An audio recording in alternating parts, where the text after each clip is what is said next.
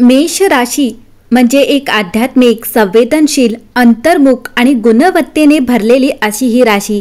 या राशीच्या जातकांमध्ये विश्वासी एक अदृश्य पण खोल संबंध असतो. ते इतर राशींपेक्षा जास्त स्वप्नाळू, अंतर्मुख आणि सत्याच्या मार्गावर चालणारे असतात. परंतु जून 2025 या महिन्यात त्यांच्या जीवनातील एक महत्त्वाचं वळण घेऊन येणार आहे.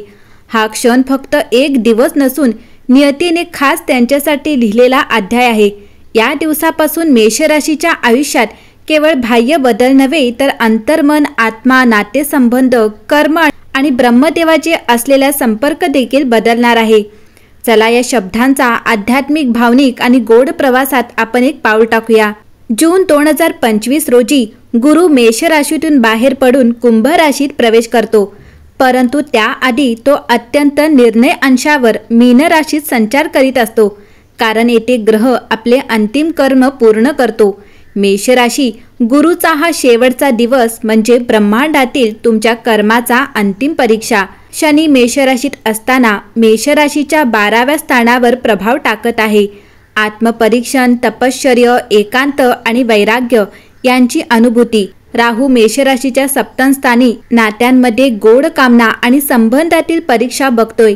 केतू नवम स्थानात धर्मभाग्य आणि आध्यात्मिक शिक्षण यांच्यात मोठे रूपांतर. ही संयोजन काहीतरी विलक्षण संकेत देतात.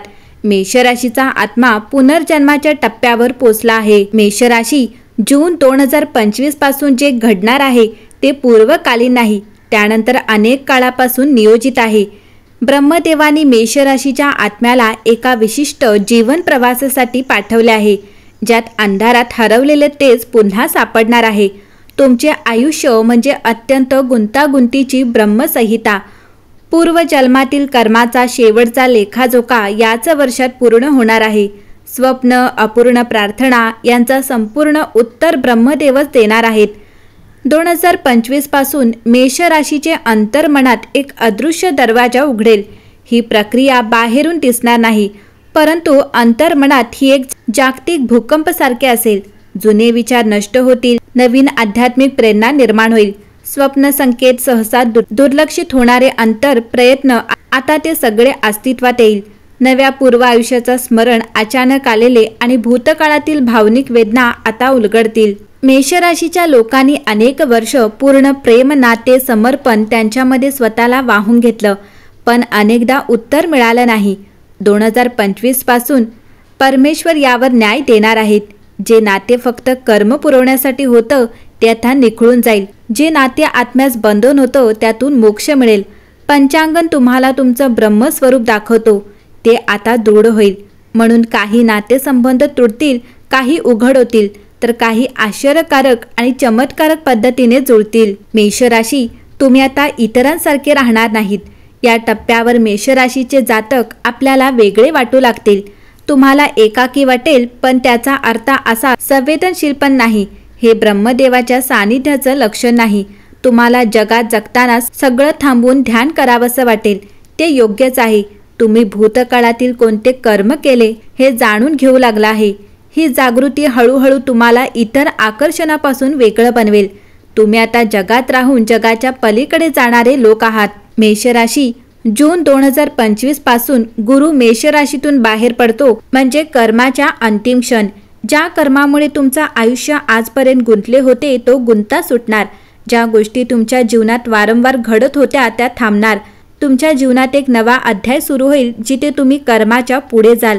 तुमच्या आयुष्यात म्हणजेच आता मुक्त आत्म्याचा प्रवास आहे. मेष राशी आर्थिक जीवन हे अनेकदा गोडतेने भरलेलं असतं. पैशाचा ओघ अकल्पितपणे वाढतो किंवा अचानक थांबतो. जून 2025 नंतर एखादे जुने कर्ज समाप्त होईल किंवा अचानक पैसे परत मिळतील. एखादी नवीन योजनांची आध्यात्मिक स्वरूपाची असेल. आर्थिक सुबत्ता आणि पैशांचा दृष्टिकोन बदलेल. पैसा म्हणजे साधन नव्हे हे शिकायला मिळेल. ही प्रक्रिया शारीरिक नाही, ती आत्म्याच्या शुद्धीकरण प्रक्रिया आहे. अचानक जुने दुखणे बरे होईल आणि नवीन त्रास ही केवळ आत्म्याच्या स्थितीशी संबंधित असतील. उपवास, ध्यानधारणा यामधून शरीराची नव्याने ऊर्जा व्यवस्थित होईल. आरोग्य म्हणजे बाह्य नव्हे तर प्राणायाम, देहाची शुद्धता हे सत्य अनुभवाल. मेष राशी 27व्या नाडीबिंदू अज्ञानाचा झाकण दूर करणार आहे. जून 2025 पासून अनेकांना अचानक तिसऱ्या डोळ्याचे संकेत मिळू शकतात.